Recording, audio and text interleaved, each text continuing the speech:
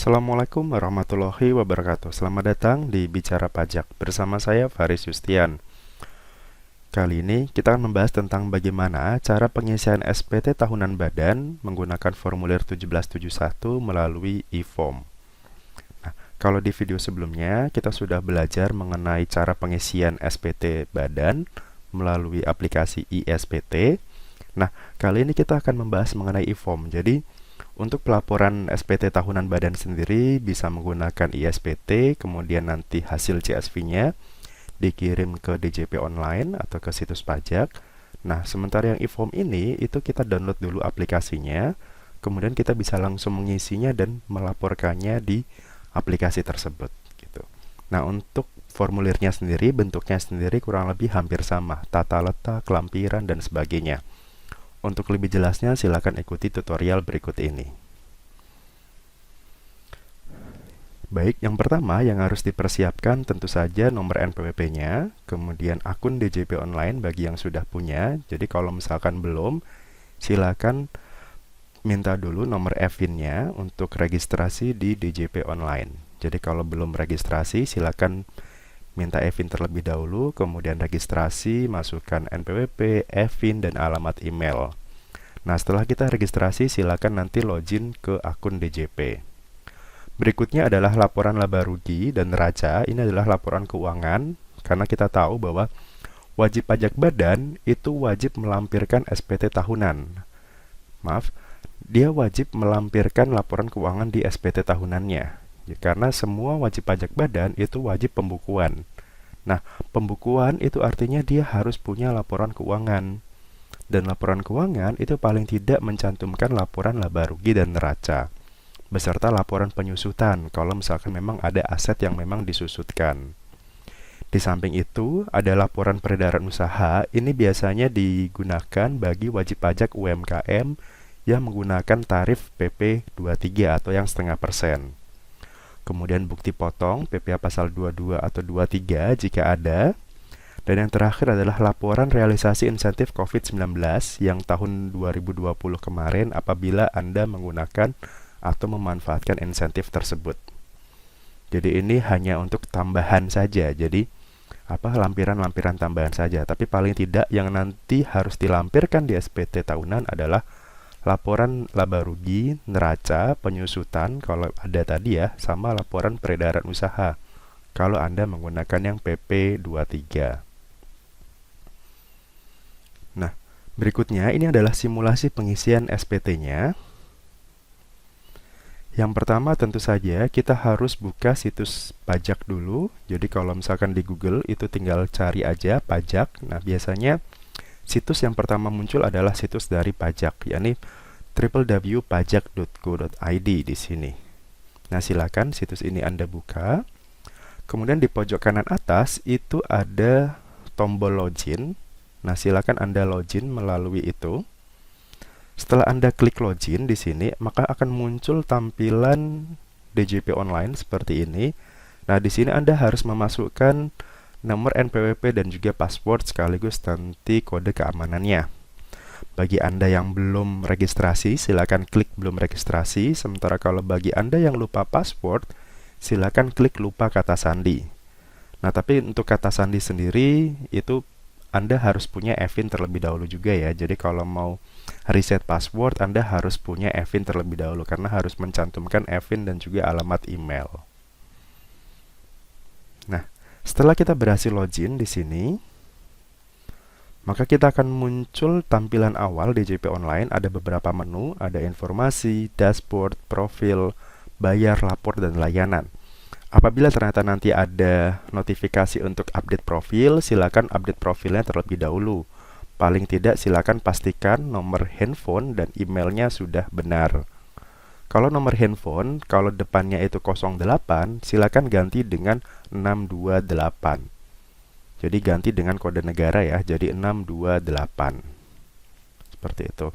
Untuk di menu informasi sendiri, sekarang Anda sudah bisa cetak kartu NPWP elektroniknya. Jadi nomor NPWP-nya itu bisa Anda kirimkan ke alamat email.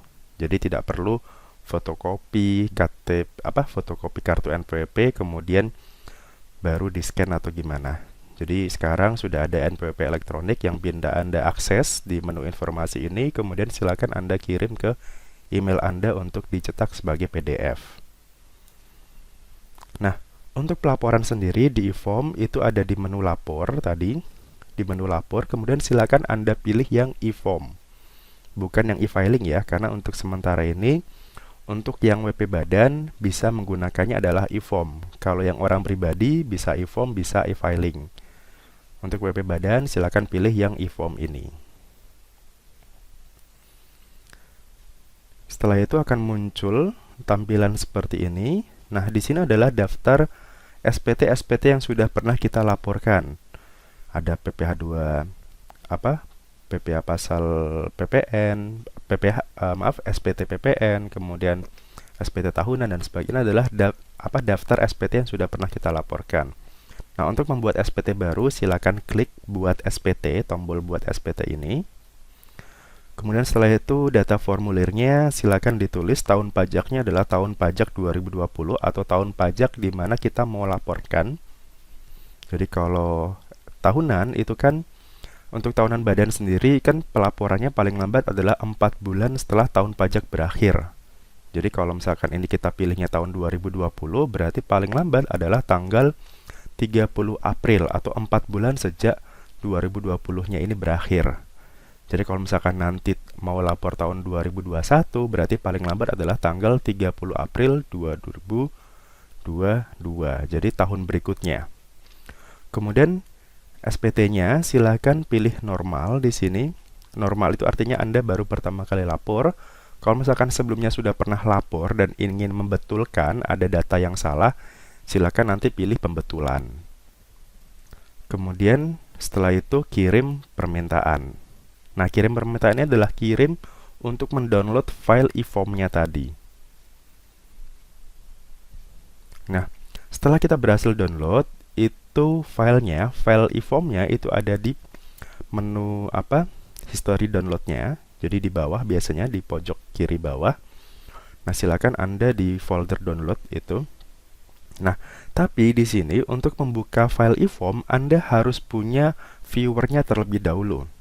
Jadi kalau bagi yang sebelumnya sudah punya viewer ya silakan itu bisa digunakan. Tapi kalau yang baru pertama kali lapor dan belum menginstal viewer-nya, silakan Anda install viewer-nya terlebih dahulu. Di bagian sisi kiri itu ada petunjuk. Nah, di petunjuk itu ada download viewer dan download aplikasi instalasinya. Jadi silakan Anda download dulu viewer-nya. Untuk instalasinya silakan Anda baca di dokumen instalasi viewer. Nah, ketika Anda klik download viewer di sini, maka akan muncul tampilan seperti ini. Untuk saat ini sementara viewer itu hanya bisa digunakan di PC atau laptop berbasis Windows. Jadi kalau misalkan Anda yang punya Mac atau produk dari Apple, sementara ini belum bisa dan hanya bisa digunakan di PC atau laptop ya. Di handphone belum bisa digunakan. Jadi silakan install aplikasinya ini di PC atau laptop Anda berbasis Windows. Bisa Windows apapun, Windows 10, 8, 7 dan seterusnya. Nah, setelah Anda berhasil download tadi dan berhasil instalasi, jadi setelah kita instalasi viewer tadi, tinggal kita next, dan seterusnya. Nah, silakan buka lagi filenya yang sudah Anda download tadi. Nah, kemudian akan muncul tampilan seperti ini. Jadi ini adalah tampilan awal SPT Anda. Jadi pastikan dulu tahun pajaknya benar 2020. Kemudian di sini ada beberapa kolom yang berwarna merah. Nah, ini Anda harus isi terlebih dahulu. Contohnya kalau nomor telepon kalau masih kosong ya berarti silakan ditulis depannya itu kode wilayahnya, misalkan 021, 022 dan seterusnya. Kalau misalkan handphone ya silakan ditulis 0 saja nggak masalah atau 08 sekian nggak apa-apa.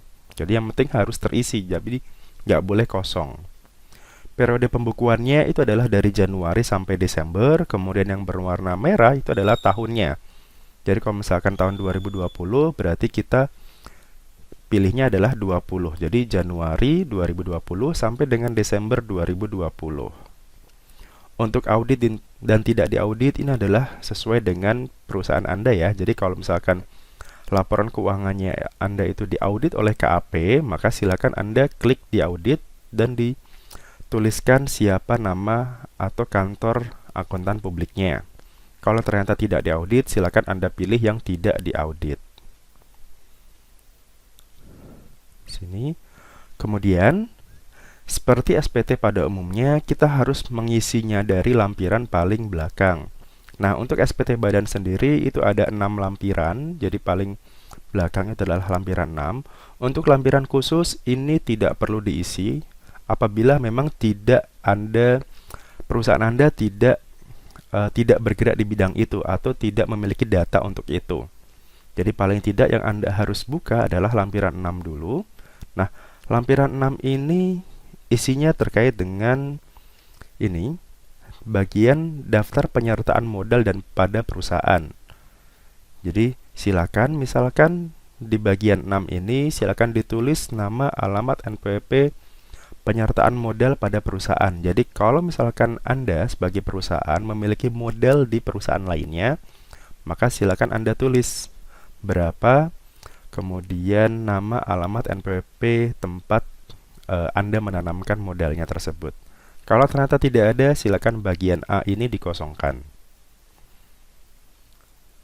Kemudian lanjut ke bagian B dan C, ini juga sama, daftar utang dan daftar piutang kepada pemegang saham. Jadi kalau misalkan perusahaan memiliki utang atau piutang kepada pemegang saham, maka silakan Anda tulis.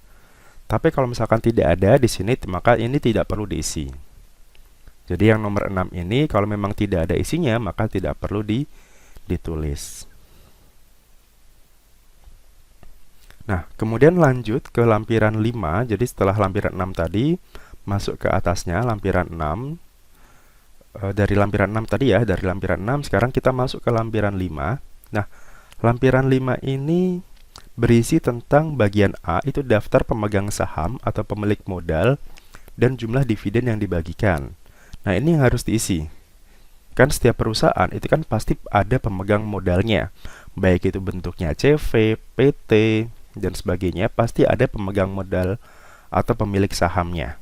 Nah, silakan ditulis di sini ada nama, alamat, NPWP, modal yang disetor berapa, kemudian persentase terhadap modal itu berapa. Misalkan ada 2 orang, berarti 50-50 misalkan.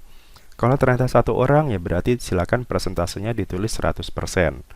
Kemudian dividen, itu kalau misalkan memang ada pembagian dividennya, silakan dicantumkan. Kalau memang tidak ada pembagian dividen, maka silakan ini dinolkan. Intinya tadi ya, kalau ada kolom merah atau kotak merah, itu harus diisi. Kalau misalkan memang tidak ada yang perlu diisi, tetap ditulis, misalkan tambah aja karakter gitu, 0 atau spasi atau tanda hubung. Jadi sampai warna merahnya ini tidak muncul. Nah, dari bagian A kita masuk ke bagian B, masih di lampiran 5. Sekarang daftar susunan pengurus dan komisaris. Nah, ini juga harus diisi. Paling tidak yang Anda harus isi adalah nama direkturnya, komisaris misalkan kalau ada, kemudian komanditer dan sebagainya. Intinya yang bagian dari pengurus perusahaan tersebut, pengurus aktif. Jadi yang siapa? Jadi nama, alamat, NPWP, dan jabatannya apa di situ. Nah, setelah bagian B dan lampiran 5 ini sudah diisi semua, kita masuk ke bagian 4 atau lampiran 4 sekarang. Nah, untuk lampiran 4 ini penting karena di sini adalah bagian A, itu adalah PPh final. Nah, bagi Anda perusahaan yang bergerak di bidang jasa konstruksi atau developer rumah yang memang dikenakan PPh final, maka penghasilan Anda, peredaran bruto Anda, silakan Anda tulis di sini. Jadi contohnya di sini di lampiran 4, misalkan kalau Anda bergerak di bidang developer rumah, pembangunan rumah misalkan atau apartemen, silakan klik angkanya di nomor 7. Dasar pengenaan pajaknya silakan Anda tulis di nomor 7. Nomor 6, penghasilan pengalian hak atas tanah dan bangunan. Yang nomor 7 itu misalkan Anda punya usaha sewa. Jadi ini adalah penghasilan yang sifatnya final. Nah, untuk jasa konstruksi sendiri di bawahnya itu ada nomor 8 Apakah Anda itu termasuk dari pelaksana jasa konstruksi, perencana, atau pengawas. Jadi silakan ditulis omsetnya berapa, dikenakan tarif berapa, apakah 2, 3, 4, atau 6%. Nah, untuk khusus yang WP UMKM, apabila perusahaan Anda adalah perusahaan UMKM yang dikenakan PPh final tarif yang 0,5%, yang PP23 itu, silakan Anda scroll ke bawah, dan kemudian ada nomor 14. Di sini ada jenis penghasilan lainnya. Nah, ini yang harus Anda isi. Jadi khusus untuk PPh atau perusahaan yang dikenakan PP23 yang 0,5%, silakan jenis penghasilannya Anda tulis penghasilan atas peredaran bruto sampai jumlah tertentu atau PP23. Kemudian DPP-nya ditulis dengan jumlah omsetnya, jumlah peredaran brutonya berapa. Kemudian tarifnya silakan Anda tulis 0,5 tanpa persen, tanpa tanda persen. Jadi langsung 0,5 saja. Maka otomatis nanti PPh-nya akan menghitung berapa PPh yang harus dibayarkan, yang sudah disetorkan. Karena kan ini penyetorannya tiap bulan ya. Nah, bagaimana kalau misalkan yang ikut insentif? Tetap ditulis seperti itu, tapi Anda juga harus nanti ya, laporan realisasinya harus disertakan gitu. Jadi di sini tetap peredaran brutonya tetap setahun. Kan kalau insentif itu pajaknya tidak dibayar. Pajaknya itu dibayarkan oleh pemerintah, ditanggung pemerintah. Nah, artinya tetap ditulisnya seperti ini, yang 2.700.000 ini. Tapi nanti yang dibayarkan mungkin hanya dari bulan Januari sampai Maret misalkan. Karena kan April itu sudah mulai insentifnya. Nah, kalau seperti itu tetap dicantumkan seperti ini, tapi Anda harus melampirkan bukti laporan realisasi dan juga bukti penerimaan suratnya ya, bukti penerimaan surat bahwa Anda sudah ikut insentif. Jadi biar bisa dibuktikan bahwa ini loh omset saya segini, pajak saya segini, tapi saya juga ikut insentif. Jadi bisa dibuktikan secara sah bahwa Anda ikut dan Anda tidak perlu bayar pajak dari bulan April sampai Desember, seperti itu. Nah, setelah bagian A, ada juga bagian B, penghasilan yang tidak termasuk objek pajak. Nah, ini Anda isi, silakan apabila Anda memiliki penghasilan yang terkait dengan penghasilan yang tidak atau yang bukan termasuk objek pajak. Ada bantuan, hibah, dan seterusnya. Jika tidak ada, maka bagian B ini dikosongkan. Bagian nomor 7 juga silakan dikosongkan.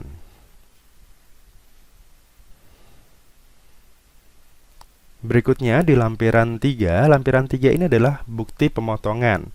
Nah, bagi Anda yang punya bukti potong, PPh pasal 22 atau PPh pasal 23, nah silakan dicantumkan di sini. Karena ini bisa jadi nanti kredit pajak sebagai pengurang SPT tahunan Anda atau penghasilan tahunan Anda.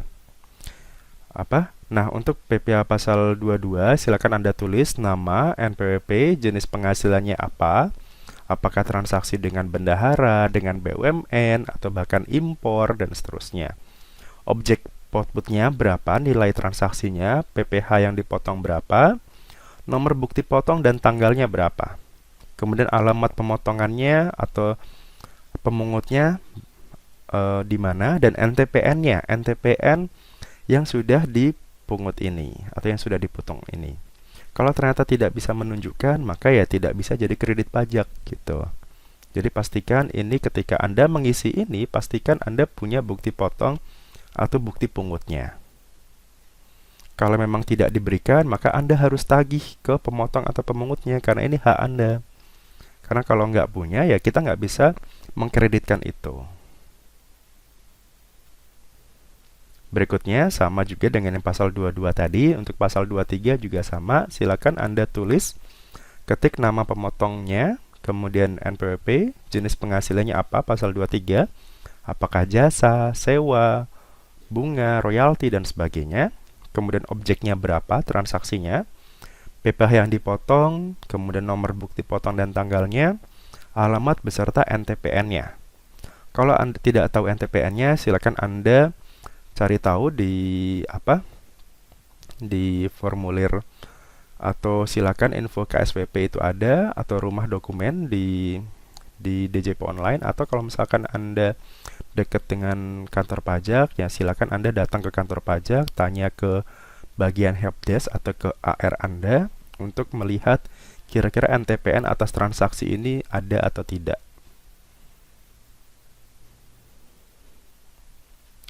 Nah, setelah dari lampiran 3 tadi, sekarang kita masuk ke lampiran 2. Lampiran 2 adalah rincian harga pokok penjualan dan juga biaya usaha. Nah, untuk angka-angka yang ada di sini, silakan disamakan dengan laporan yang ada di laba rugi. Contohnya di harga pokok penjualan, itu ada item pembelian, kemudian persediaan awal, persediaan akhir, dan seterusnya. Nah, silakan ini disamakan dengan yang ada di laporan laba ruginya. Nah, kalau memang tidak ada yang sama, misalkan kata-katanya berbeda nih, maka silakan pilih yang paling mendekati. Misal kalau tidak ada biaya, katakanlah tidak ada biaya, misalkan kita di laporan laba rugi biaya marketing misalkan, maka silakan ditulis di kolom atau di bagian biaya pemasaran atau promosi, karena itu kurang lebih sama. Jadi yang paling mendekati. Jadi kalau HPP itu sesuaikan dengan HPP-nya. Kemudian untuk biaya administrasi atau umumnya silakan masukkan di biaya usaha lainnya. Nah, pastikan jumlahnya itu sama. Jadi di bagian atau di baris ke-14 itu pastikan jumlah HPP itu sama dengan yang ada di laporan laba rugi. Karena kalau berbeda itu pasti nanti akan selisih antara yang ada di laporan keuangan dengan yang ada di SPT. Jadi pastikan totalnya HPP dan juga biaya lainnya tadi atau biaya usahanya itu adalah sama dengan yang ada di laporan keuangan. Jadi silakan ini disalin saja angka-angkanya yang ada di laba rugi ke lampiran nomor 2 ini atau lampiran 2 ini.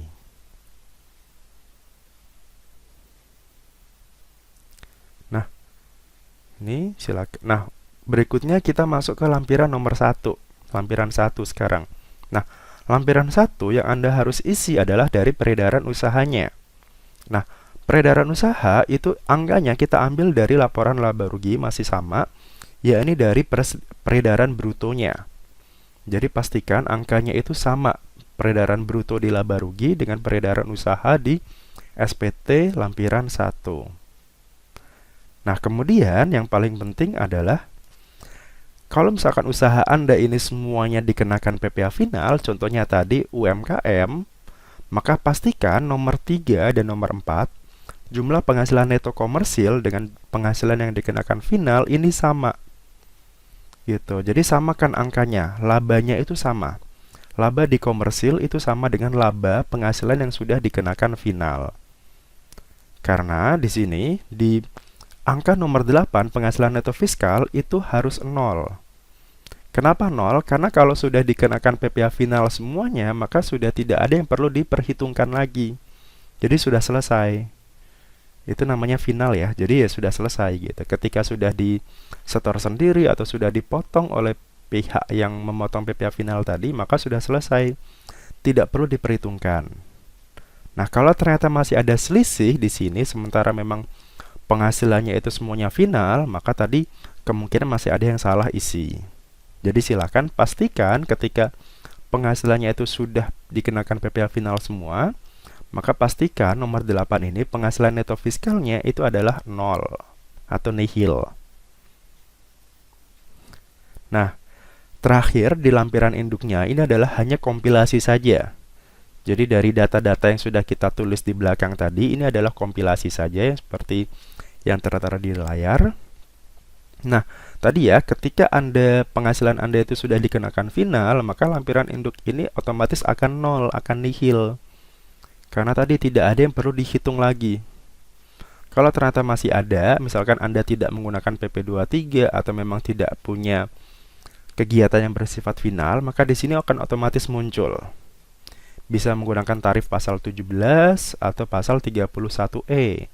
Kalau omsetnya misalkan di bawah 4,8 miliar atau antara 4,8 miliar sampai 50 miliar, maka nanti menggunakan tarif yang 31E. Jadi dia nanti akan menghitung. Nah, setelah dari sini, dari PPH induk ini, atau SPT induknya, nah, kita masuk ke induk lanjutan, jadi kita klik yang induk lanjutan. Nah, di induk lanjutan ini pastikan di sini PPH finalnya sudah tertera tadi ya, yang 2.715 yang dari setengah persen tadi. Gitu sudah tertera, dan di bagian paling bawah di situ ada lampiran. Nah, untuk lampiran sendiri yang harus dicentang adalah laporan keuangan, kemudian transkrip kutipan dari laporan keuangannya, kemudian dan juga rincian peredaran bruto ketika Anda pembayaran PPh 23 tadi ya. Gitu. Jadi paling tidak yang Anda harus centang adalah 3 ini. Kemudian dari sini di bagian pernyataan silakan Anda pilih wajib pajak, kemudian nama kotanya, tempat Anda kedudukan, tempat terdaftarnya, tempat kota domisili, kemudian tanggalnya, tanggal pada saat lapor. Untuk nama lengkap ini adalah nama direkturnya dan juga NPWP direktur. Nah, dari pernyataan ini kita masuk ke atas tadi, kita lanjutkan ke pilih submit. Jadi di bagian atas tadi kan ada tombol submit ya. Nah, silakan klik tombol submit ini. Nah, di tombol submit kita harus unggah dulu lampirannya tadi. Lampiran-lampiran yang harus dilaporkan. Nah, untuk WP Badan sendiri paling tidak yang harus diunggah adalah laporan keuangan yang dari neraca tadi, neraca dan laba rugi. Dan juga rekapitulasi peredaran bruto PP 23. Dan di sini ada maksimal batasan ukurannya. Kalau untuk laporan keuangan itu maksimal 20 MB, sementara kalau peredaran bruto itu maksimal 5 MB dan harus berjenis PDF. Jadi nggak bisa Word, nggak bisa Excel, dan sebagainya. Kalau masih Word atau Excel, silakan convert dulu ke PDF. Jadi harus PDF. Nah, ini contohnya untuk laporan laba rugi dan neraca dan juga peredaran brutonya. Peredaran bruto itu paling tidak mencantumkan masa pajaknya, masa pajak berapa, misalkan Januari, peredaran brutonya berapa, pajaknya berapa, kita kalikan 0,5%. Laporan keuangan ya paling tidak tadi ya ada laba rugi dan neraca. Gambarannya kurang lebih seperti ini sederhananya. Untuk laporannya sendiri, laporan keuangan, silakan Anda sesuaikan formatnya di masing-masing perusahaan. Karena kan masing-masing perusahaan beda ya item-itemnya. Ada dagang, ada manufaktur, ada jasa, dan seterusnya. Nah, silakan Anda sesuaikan laporan keuangannya sendiri. Nah, setelah kita berhasil unggah lampiran tadi dan berhasil, nah silakan langkah terakhir adalah submit. Nah, untuk submit sendiri, silakan Anda masukkan kode verifikasi yang sudah Anda email. Jadi ketika kita kirim file e-form ini, maka di saat yang bersamaan di email Anda itu juga sudah terkirim kode verifikasinya. Jadi silakan pastikan kode verifikasi ini muncul. Nah, bagaimana kalau misalkan tidak muncul, tidak sampai? Nah, silakan Anda hubungi kantor pajak atau AR Anda tadi untuk minta kode verifikasi. Jadi silakan Anda telepon atau email atau datang untuk minta kode verifikasi. Atau kalau Anda juga bisa telepon kring pajak di 1500-200 untuk meminta kode verifikasi ini. Nah, kemudian ketika kita sudah input kode verifikasi di kotak kode verifikasi ini, nah pastikan nanti akan ada notifikasi kalau berhasil adalah submit SPT berhasil. Cek email Anda untuk tanda bukti penerimaan elektroniknya. Nah, silakan Anda cek di email Anda apakah sudah ada bukti penerimaan elektroniknya atau belum. Kalau ternyata masih gagal, di sini bisa jadi ada beberapa kesalahan. Yang pertama, pastikan koneksi jaringan internet Anda stabil atau lancar. Karena pada saat kita mengirim SPT ini, itu harus koneksi internetnya harus nyala. Kalau kita ngisi tadi ya, itu tidak perlu koneksi internet, artinya bisa offline. Tapi ketika kita ngirim SPT ini, posisinya harus sudah online. Kemudian tidak ada lagi kotak merah yang harus diisi. Kalau ternyata dapat notifikasi blank yang cuma ada kotak doang, Nah, itu silakan Anda coba lagi. Bisa jadi mungkin jaringannya sedang sibuk, servernya sedang sibuk dan sebagainya. Silakan Anda coba lagi. Atau bisa jadi komputer Anda itu tidak support gitu. Nah, kalau seperti itu, filenya ini silakan Anda copy, kemudian pindahkan ke komputer lain atau laptop lain yang sudah Anda install viewer sebelumnya. Jadi ini bisa dipindah-pindahkan filenya. Tinggal copy saja filenya, kemudian silakan pindahkan ke komputer lain misalkan. Nah, setelah berhasil untuk print dokumen, silakan Anda cari di bagian paling atas. Di sini ada beberapa file. Nah, ada file, action, dan help. Nah, untuk print dokumen, silakan pilih icon print di sini. Kemudian silakan pilih yang bentuk PDF. Jadi ini kalau mau Anda print juga silakan, Anda bentuk PDF juga silakan. Tapi ini tidak perlu dilaporkan ke kantor pajak. Yang dilaporkan tadi ya sudah dalam bentuk e-formnya. Ini hanya untuk berkas saja. Berkas saja pegangan Anda bahwa Anda sudah lapor menggunakan e-form ini. Nah, kemudian untuk memastikan apakah sudah ada atau tidak, silahkan pilih di menu menu lapor tadi, kemudian menu arsip SPT, ada di menu e-filing tapi. Jadi kalau Anda ingin tahu apakah sudah masuk atau tidak, silakan cek lagi di DJP online-nya, kemudian menunya itu ada di menu lapor, kemudian menu e-filing kali ini. Dan di sini akan ada arsip. Ketika sudah berhasil, maka akan muncul SPT yang sudah kita laporkan barusan gitu, tahun 2020, sumbernya dari e-form. Nah, untuk bukti penerimaan elektroniknya, silakan Anda klik yang tombol atau ikon yang paling kanan ini. Nah, akan muncul informasi seperti ini, notifikasi seperti ini. Nah, kalau Anda sudah punya ini, bukti penerimaan elektronik, maka ini Anda sudah berhasil lapor SPT tahunan badan Anda. Jadi di sini ya, Anda sudah berhasil lapor. Jadi, kalau misalkan ada terjadi perubahan data, maka silakan lakukan pembetulan dengan cara yang sama tadi ya, isinya sama.